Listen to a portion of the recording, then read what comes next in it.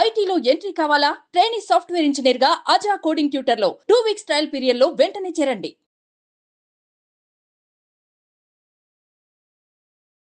నమస్తే, welcome to Suman TV. నేను గిరిజ. ఇవాళ మనతో పాటు ఉన్న అతిథి వచ్చేసి 2 తెలుగు రాష్ట్రాలకి బాగా సుపరిచితులు. ఎవరు తెలీదు అనే మాట లేదు, బాగా సుపరిచితులు అంటేనే అర్థమవుతుంది. అంతేకాకుండా జ్యోతిష్యపరంగా ఎంతోమందికి మంచి ఉన్నత స్థానానికి వెళ్ళే మార్గాన్ని చూపారనొచ్చు. అలాగే మనకు నిత్య జీవితంలో జ్యోతిష్యపరంగా ఎదురయ్యే సమస్యలకి కూడా ఎంతోమందికి ఎన్నో రకాల రెమెడీస్ కూడా చెప్పారు. మరి తను ఎవరో కాదు, ప్రముఖ జ్యోతిష్య పండితులు, శ్రీచక్ర పీఠ వ్యవస్థాపకులు బ్రహ్మశ్రీ డాక్టర్ ప్రదీప్ జోషి గారు ఉన్నారు. వారితో మాట్లాడతాం. గురువుగారు నమస్కారం. శ్రీమాత్రే నమః. గురుగారు, జ్యేష్ఠ నక్షత్రం అంటే జ్యేష్ఠ నక్షత్రంలో పుట్టిన వాళ్ళు పుట్టారు ఆ నక్షత్రంలో అంటే వెంటనే గండాలు ఉన్నాయి, లేదంటే శాంతి చేయించాలి, 12 మందికి గండాలు ఉన్నాయి, ఇలా ఏదో చెప్తూ ఉంటారంటే బయట వింటూ ఉంటాం కదా. సో తెలిసిన వాళ్ళ దగ్గర విన్న విషయం ఇది. అంటే జ్యేష్ఠ నక్షత్రం అంత మంచిది కాదంటారు. ఎందుకు అంత భయం అంటే ఎంత భయపడుతున్నారు? అంత భయాన్ని కలిగిస్తుంది ఈ నక్షత్రం ఏంటి అసలు? దీని గురించి. శ్రీ గురుభ్యో నమః. శ్రీమాత్రే నమః. సర్వస్వరూపే సర్వేషి సర్వశక్తి సమన్వితే భయేభ్యస్త్రాహినో దేవి దుర్గే దేవి నమోస్తుతే. శ్రీమాత్రే నమః. జ్యేష్ఠ నక్షత్రం. జ్యేష్ఠ సంస్కృతములో జ్యేష్ఠ అంటే అర్థం ఏంటంటే పెద్దది, మొట్టమొదటిది, అగ్రగణ్యము అని అర్థం అన్నమాట. జ్యేష్ఠ నక్షత్రం ఆ ఒత్తుట్టాలోనే ఉంది వీళ్ళేంటిది అనేది. జ్యేష్ఠ నక్షత్రం నక్షత్రాలలో అన్నిట్లో కూడా ఆకారములో పెద్దనైనటువంటి నక్షత్రం జ్యేష్ఠ నక్షత్రం. అండ్ సామర్థ్యములోనూ అన్నిటికైనా పెద్దదైన నక్షత్రము జ్యేష్ఠ నక్షత్రం. ఎందుకోసమంటే జ్యేష్ఠ నక్షత్రానికి అధిష్టాన దేవత ఇంద్రుడు. ఓకే. దేవతలకి రాజెవరు? ఇంద్రుడు. సో దేవతలందరికీ అధిపతి ఎవరు అంటే ఇంద్రుడు. కాబట్టి ఇక మిగతా నక్షత్రాలన్నిటికీ ఎవరో ఒకళ్ళు దేవతలు కదా అధిపతులు అవుతారు. సో అందులో ఒక 3 నక్షత్రాలు పక్కన పెట్టాలి. ఆరుద్ర నక్షత్రానికి శివుడు అధిపతి, రోహిణి నక్షత్రానికి ఎవరు అధిపతి? బ్రహ్మదేవుడు అధిపతి. శ్రవణ నక్షత్రానికి ఎవరు అధిపతి అంటే సాక్షాత్తు శ్రీ మహావిష్ణువు అధిపతి. కాబట్టి ఈ 3 నక్షత్రాలను వదిలేస్తే మిగతా అన్ని నక్షత్రాల కన్నా ఈ జ్యేష్ఠ నక్షత్రం గొప్పది. సో జ్యేష్ఠ నక్షత్రం వాళ్ళకి ఏంటంటే చాలా మంచి నక్షత్రం. నేను ఎప్పుడు కూడా ఒకటి గుర్తుపెట్టుకోండి, నేను ఏ నక్షత్రం గురించి చెప్పినా ప్రతి నక్షత్రానికి, ప్రతి ఒక్క జాతకానికి 40-60 రేషియోలో గుడ్ బ్యాడ్లు తప్పకుండా ఉంటాయి. అందరికి ఉంటాయి. ప్రతి ఒక్కరికి, ఎంత గొప్పవాళ్ళైనా, ఎంత మహారాజులైనా, ఎవరైనా సరే 40-60 లేదా 30-70, మ్యాక్సిమం 30-70 రేషియో. అయితే 30% కర్మఫలం ఉంటుంది, 30% నెగిటివిటీ ఉంటుంది, 70% పాజిటివిటీ ఉంటుంది. ఈ 30-70 ఉన్నవాళ్ళు మనందరికీ పెద్ద పెద్ద వాళ్ళు, శ్రీమంతులు, వాళ్ళంతా ఈ 30-70 వాళ్ళే. సో ఈ 70-30 ఉన్న వాళ్ళందరూ కూడా మనం బిలో పావర్టీ చూస్తున్న వాళ్ళందరూ 70-30 అంటే 70% నెగిటివ్, 30% మాత్రమే పాజిటివ్. సో కొంతమందికి ఆ 30% కూడా ఉండదు, 10% మాత్రమే పాజిటివ్నెస్ ఉంటుంది. అలా ప్రతి మనిషి జీవితంలోనూ పర్సంటేజ్ ఉంటుంది. సో ఉన్న 9 గ్రహాలు ఏ గ్రహాలు అనుకూలంగా ఉన్నాయి, ఏ గ్రహాలు ప్రతికూలంగా ఉన్నాయని మనం జాతకం చూడడం ద్వారా మనకి క్షుణ్ణంగా తెలిసిపోతుంది. సో జ్యేష్ఠ నక్షత్ర జాతకులు ఎవరు అని అంటే వీళ్ళ జాతకంకి అంటే కొన్ని చెప్తాను, అందరికీ ఆపాదించకండి, ఇది జనరల్ ప్రెడిక్షన్ మాత్రమే. ఇలా చెప్పేసరికి ఇలా చూసి ఆహా అని మాత్రం దయచేసి జ్యేష్ఠ నక్షత్రం వాళ్ళ అలాంటి చూపులు చూడకండి. ఓకే, ఇది జనరల్ ప్రెడిక్షను, గ్రంథంలో ఉన్నదే చెప్తున్నాను, ఇది నా వ్యక్తిగత అభిప్రాయం అయితే కాదు. అండ్ నేను అనుభవపూర్వకంగా చూసింది కూడా. ఈ జ్యేష్ఠ నక్షత్ర జాతకులు ఎవరు అంటే, ఎవరు ఈ జ్యేష్ఠ నక్షత్రంలో పుడతారు అంటే ముఖ్యంగా పూర్వజన్మలో రాజులయ్యి, రాజకీయ నాయకులయ్యి, హింస, ఇప్పుడు రాజు అంటే అర్థం ఏంటి అంటే హింస తప్పదు. ఇప్పుడు ఈ ఉక్రెయిన్కి రష్యాకి వార్ అవుతుంది, కారణము వ్లాదిమిర్ తర్వాత పుతిన్, వీళ్ళిద్దరే అని అందరికీ అనుకుంటారు, కానీ కారణాలు వేరే ఉంటాయి. కానీ ఆర్డర్లు పాస్ చేస్తుంది ఎవరు అంటే మూల ప్రధాన కారకులు అందరికి కనబడేది వీళ్ళే అనమాట. సో ఒక యుద్ధం జరుగుతుందంటే కారణం ఇద్దరి ఈగో లేదా ఇద్దరు తమ రాజ్యానికి సంబంధించిన భద్రత గురించో దేని గురించో ఉంటుంది. మోస్ట్ ఆఫ్ ద అదేదో సినిమాలో సూర్య సినిమాలో ఉంటుంది కదా, ఇదంతా జరిగిందని అంటే ఇద్దరు కులాల మధ్యలో చిచ్చుల అంటే కాదు, ఇద్దరు పొగరుబోతుల యొక్క నోటి దూల అని చెప్పేసని ఒక వర్డ్ చెప్పి అక్కడ క్లోజ్ చేస్తారు. అందులో ఒక రెస్పాన్సిబుల్ పోలీస్ ఆఫీసర్గా ఒక సూర్య ఒక వర్డ్ చెప్తాడు, అది సూర్య సింగం 2 సినిమా అనుకుంటా. అట్లా ఈ రాచరికము రాజుల యొక్క స్థానంలో ఉండి ఎవరైతే రాజకీయంలో ఉండి దుర్మార్గ పనులు చేస్తారో వాళ్ళ యొక్క కుర్చీని కాపాడుకోవడానికి, సో దుర్మార్గ పనులు ఎవరైతే చేస్తారో వాళ్ళు ఆ కర్మ ఫలాన్ని మళ్ళీ అనుభవించడానికి జ్యేష్ఠ నక్షత్రంలో పుడతారు. అండ్ కానీ ఆ రాజరికపు లక్షణాలు పోవు, తప్పకుండా ఉంటాయి. ఎందుకోసం అంటే వాసనలు ఉంటాయి కదా, ఆ వాసనలు ఎక్కడికి పోవు, పుడతారు, మళ్ళీ దీంట్లోనే పుడతారు. తర్వాత శాస్త్రం ఏం చెప్తుంది అని అంటే ఈ 4 లక్షణాలు ఒక దగ్గర ఉండకూడదు. ఒక్కొక్క లక్షణము చాలా విచిత్రమైన లక్షణం. ఒకటి ఉన్మత్తం, మదం, తర్వాత మూర్ఖత్వం, తర్వాత విపరీతమైనటువంటి రాజ్యకాంక్ష, ఓకే, విపరీతమైనటువంటి లాలస, శరీరకామం, లాలస. ఇది ఒక్కొక్కటి ఒక మనిషి దగ్గర ఉన్నా ఆ మనిషి పూర్తిగా దిగజారిపోతాడు. ఆ మనిషి ఎక్కడో ఎవరికో దుఃఖం కలిగిస్తాడు.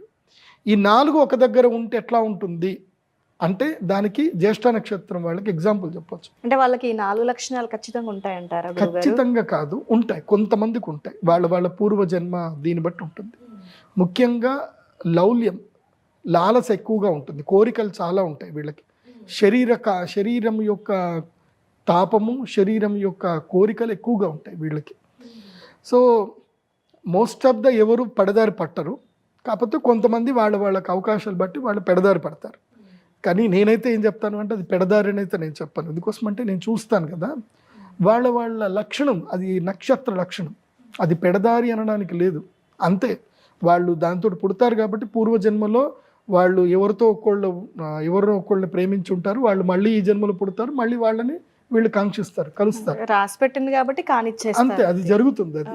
అది తప్పు అని చెప్పడానికి లేదు, అది వాళ్ళ యొక్క లక్షణం, అది అంతే. ముళ్ళు గుచ్చుకుంటుంది, జ్యేష్ఠ నక్షత్రం వారికి కోరికలు ఎక్కువ ఉంటాయి, అంతే. దాంట్లో పెద్దగా అది తప్పేం కాదు, అది లక్షణాన్ని మనం ఏం మార్చలేం మనం. సో అలా జ్యేష్ఠ నక్షత్ర జాతకులకు విపరీతమైన రాజ్యకాంక్ష ఉంటుంది, కామం ఉంటుంది, అదేవిధంగా తామే గొప్ప అనేటువంటి మొండితనం కూడా ఉంటుంది.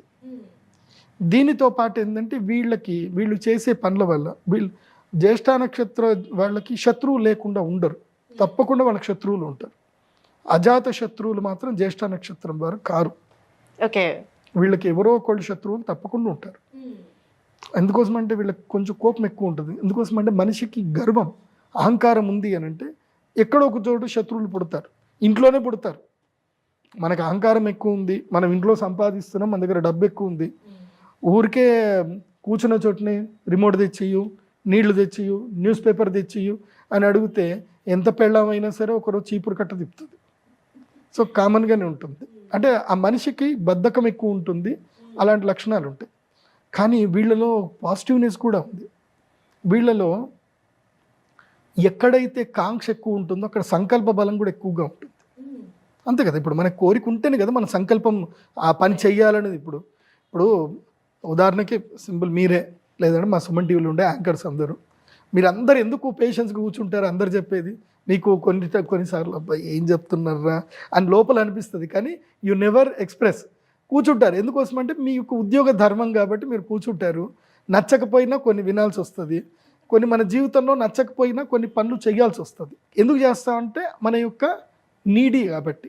కానీ జ్యేష్ఠ నక్షత్రం అట్లా కాదు, నీడీ కాదు, వాళ్ళకి పట్టు ఉంటుంది, ఇది చెయ్యాలి, నాకు ఇది కావాలి, అంతే నేను చేస్తా.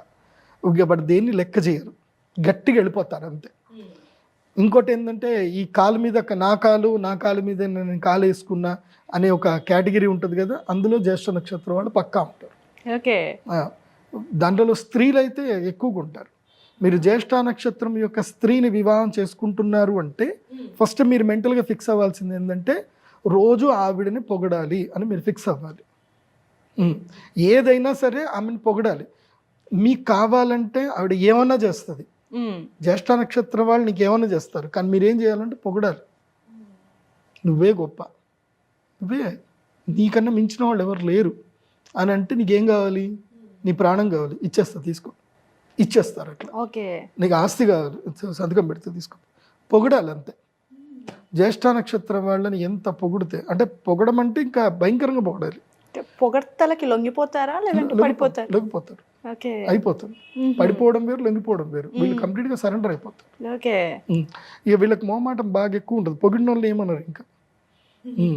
సో ఎందుకోసం అంటే నేను చూస్తూ ఉంటాను కదా, ఇప్పుడు నాకు ఈ సినిమాలకు సంబంధించి కూడా నన్ను పిలుస్తూ ఉంటారు. ఈ సినిమా ప్రీమియర్ షోలు ఇస్తారు, ఇదే కృష్ణానగర్లో అన్ని పోస్టర్లు వేస్తుంటారు కదా. సినిమా మొత్తం అయిపోయిన తర్వాత ఆ సినిమా సేల్ అవ్వదు, ఏమవ్వదు. సో సేల్ చేయడానికో దేనికో ప్రీమియర్ షో ఇస్తారు. మోస్ట్ ఆఫ్ ద క్యాస్టింగ్ బాగా ఉందనుకోండి, సినిమాలు ఈజీగా సేల్ అయిపోతాయి. క్యాస్టింగ్ సరిగ్గా లేదు, ప్రోమో సరిగ్గా లేదు, సినిమా సేల్ అవ్వదు. అప్పుడు ఏం చేస్తారంటే అందరిని పిలిపించి సినిమా చూపిస్తారు. దాంట్లో నన్ను కూడా పిలుస్తారనమాట. ఎందుకోసం అంటే నాకు అందరూ డిస్ట్రిబ్యూటర్లు అందరూ నన్ను అడుగుతారనమాట, గురుజీ తీసుకో అన్న వద్దా అని అడుగుతారనమాట. సో నన్ను అడుగుతారు కాబట్టి నన్ను పక్కా పిలుస్తారు. నేను పిలిచినప్పుడు నేను most of the opinion stage మీదకి వెళ్ళి చెప్పాను. నేను సినిమా చూసి అసలు నేను వచ్చిన సంగతి కూడా ఎవరు తెలియదు, వస్తా చూస్తా బయటకు వచ్చేస్తా. చాలా మందిని చూస్తా అనమాట. సినిమా చెత్తగా దరిద్రంగా ఉంటుంది, కానీ ఏం చేస్తారంటే స్టేజ్ మీదకి వెళ్ళిపోయి ఈ cinema super duper hit, 100 days కాదు 300 days ఈ సినిమా నడుస్తుంది, బ్లాక్ బస్టర్ హిట్ అవుతుంది అని చెప్తారు. అసలు మాకు తెలుస్తుంది ఒరిజినల్గా సినిమా కనీసం రిలీజ్ కూడా కాదు. అట్లాంటి సినిమాని ఇప్పటికి నేను ఒక 70 చూసుంటా.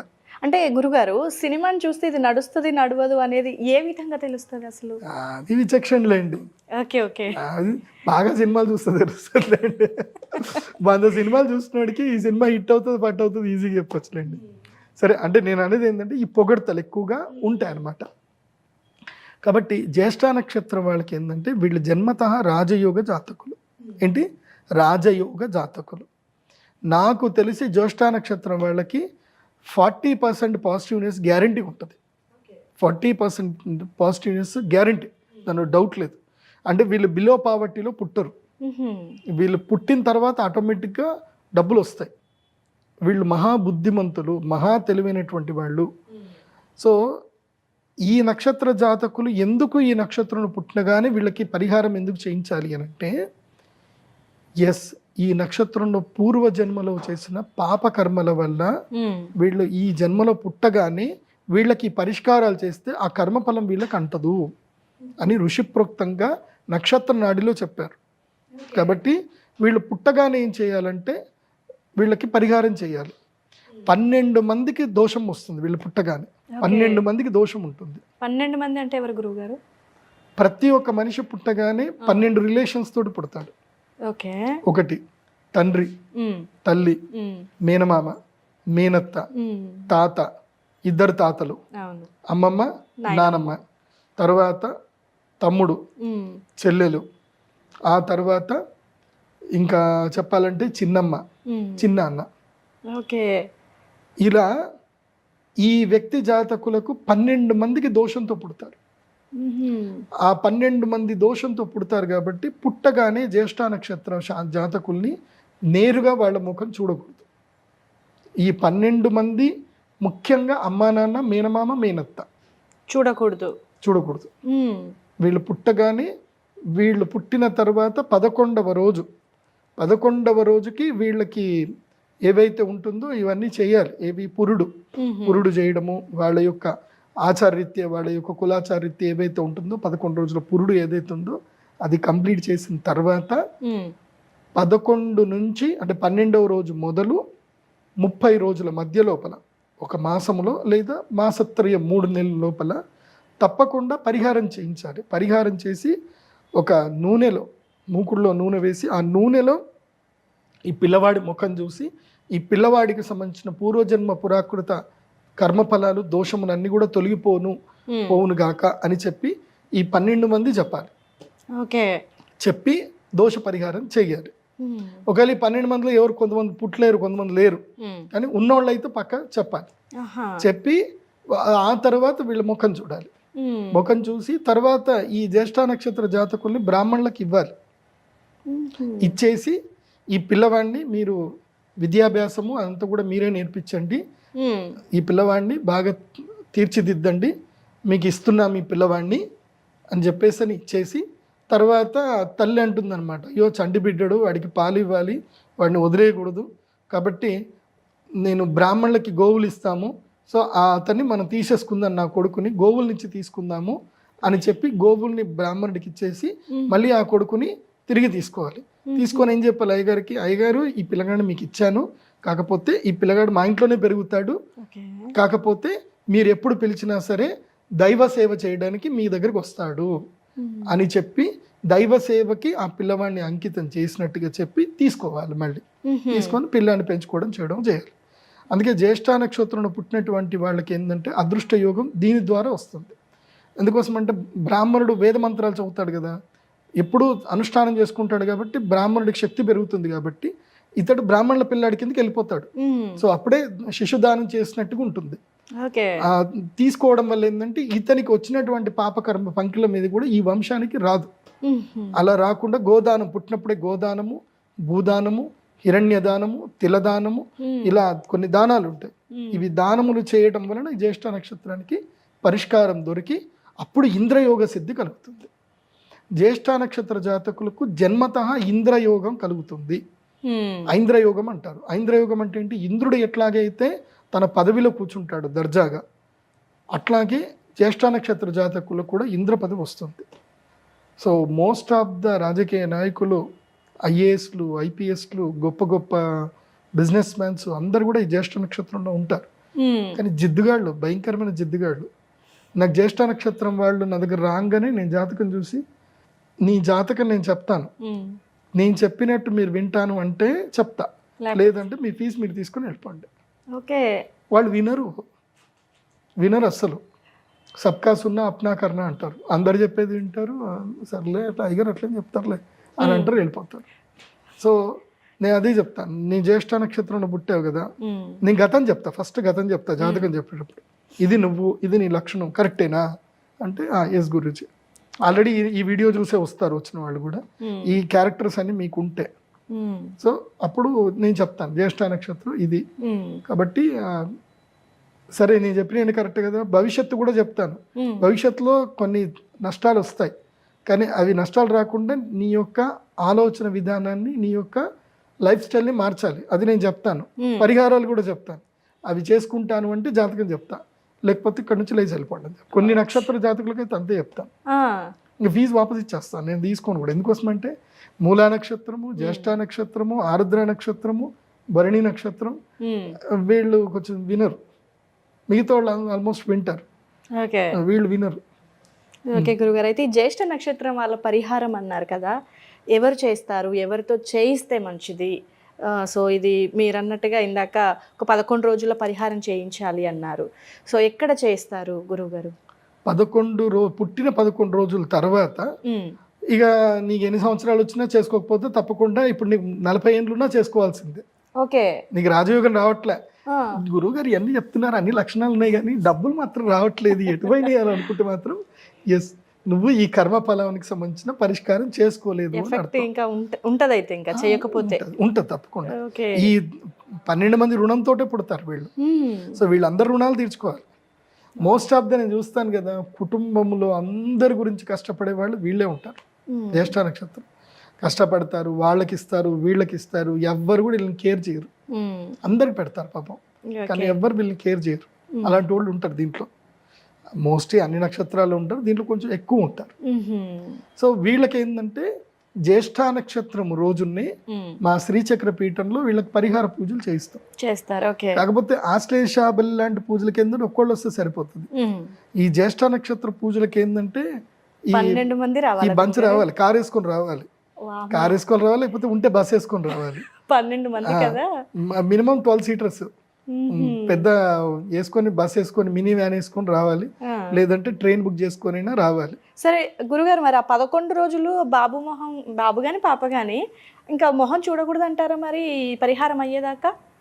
ఒకటి, పుట్టిన పిల్లాన్ని ముఖం చూడకుండా ఉండడం అంటే తల్లిదండ్రుల కష్టం. అదే అప్పుడు ఏం చేయాలి అంటే ఇమ్మీడియట్లీ వాళ్ళని మనసులో సంకల్పం చేసుకోవాలి.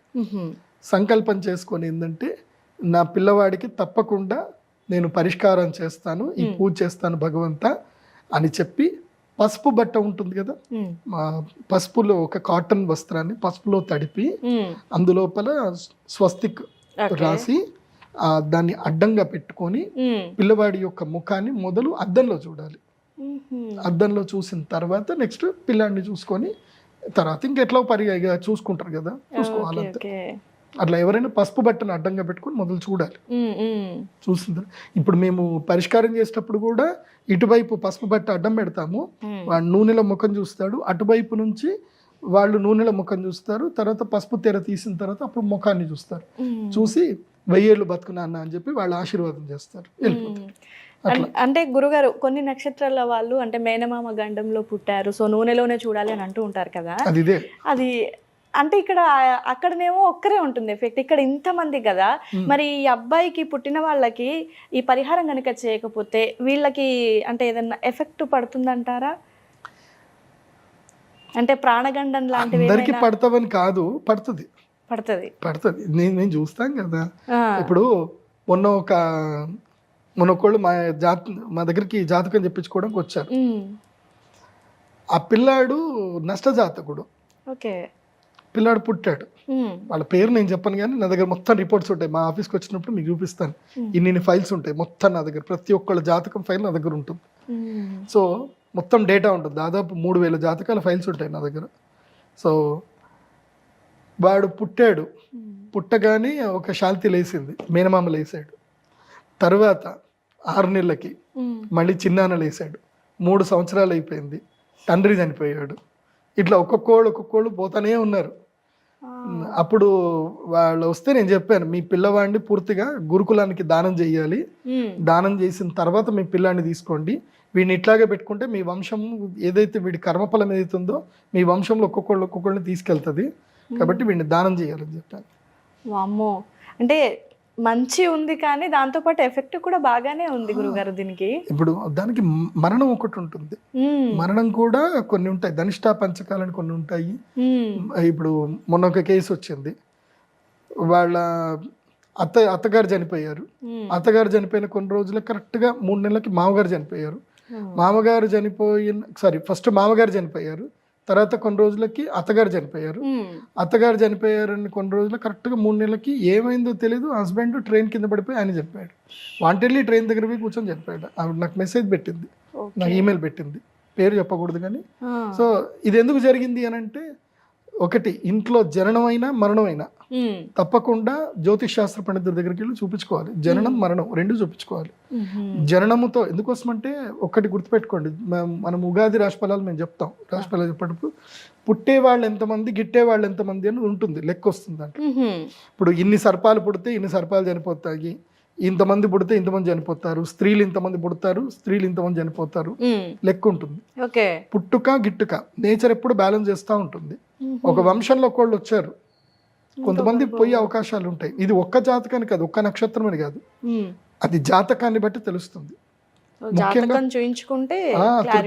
తృతీయ భావం చాలా కీలకమైనది. తృతీయ పంచమ నవమ భావాలు కీలకమైనవి. ఇవి ఎవరైనా జ్యోతిష్ శాస్త్ర పండితులు చూస్తున్నా, జ్యోతిష్యం నేర్చుకునే వాళ్ళకున్నా బాగా ఉపయోగపడుతుంది. తృతీయ పంచమ నవమ భావాలు ఏ పిల్లవాడైనా పుట్టగానే తృతీయ పంచమ నవమ భావాలు చూడాలి.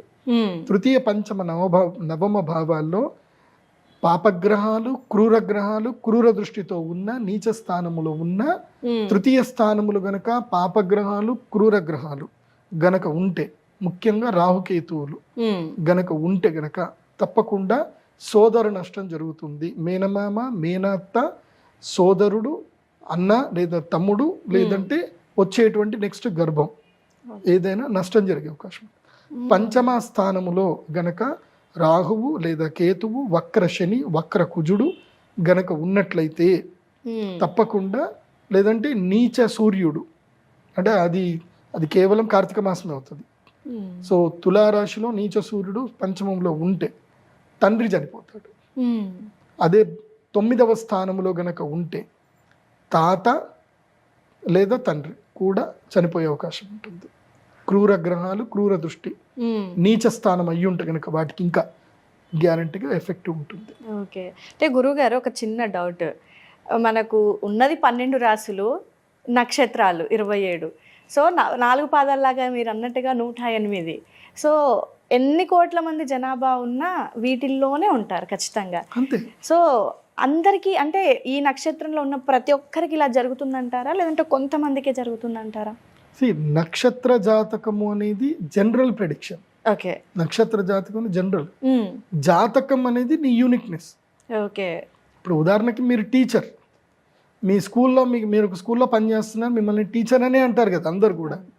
సో మిమ్మల్ని పలానా మ్యాథ్స్ టీచర్ అనో సోషల్ టీచర్ అనో అనరు. మీ స్కూల్లోకి ఎంటర్ అయిన తర్వాత మీ స్టూడెంట్స్ అందరూ ఏం చేస్తారు అంటే, ఓ మా మ్యాథ్స్ టీచర్ అంటారు. నువ్వు ప్రతి క్లాస్ రూమ్కి వెళ్తారు. మీరు వెళ్ళిన తర్వాత మీకు ఫేవరెట్ స్టూడెంట్స్ ఉంటారు. ఆ ఫేవరెట్ స్టూడెంట్కి మీరు ఫేవరెట్ టీచర్. అంటే ఒక టీచర్ అనే దానికి ఎంత కేటగిరీస్ ఉన్నాయి. అలాగే నక్షత్ర జాతకులకు కూడా తమ యొక్క జాతకం, ఈ నక్షత్రంలో పుట్టడం దోషం, ఇది జనరల్ అందరికి ప్రెడిక్షన్. కాకపోతే వాళ్ళ ఇంటర్నల్ ఆస్పెక్ట్స్ ఏమున్నాయి, వాళ్ళ లైఫ్ స్టైల్ ఏముంది, ఎట్లుంది, అవన్నీ కూడా తెలుసుకోవాలి అని అంటే జాతకం తప్పనిసరి. జాతకములో ఈ భావాలన్నీ కూడా చూడాలి, చూసి నిర్ణయం తీసుకోవాలి. కానీ పరిహారం అయితే అందరూ చేసుకోవాలి. జ్యేష్ఠ నక్షత్ర పరిహారం అందరూ చేసుకోవాలి. కానీ ఏవి కూడా జ్యోతిష్ శాస్త్రం 80% అక్యురెన్స్ ఉంటుంది, 100% అందరికీ వర్తించదు. ఇంకోటి ఏంటంటే కొంతమంది వాళ్ళ పేర్లలో ఏదో, ఇప్పుడు యామిని అని పేరు ఉంది, నోయాయు జ్యేష్ఠ, యామిని లేదా యమున, యతిన్ ఇట్లా పేర్లు పెట్టుకుంటారు.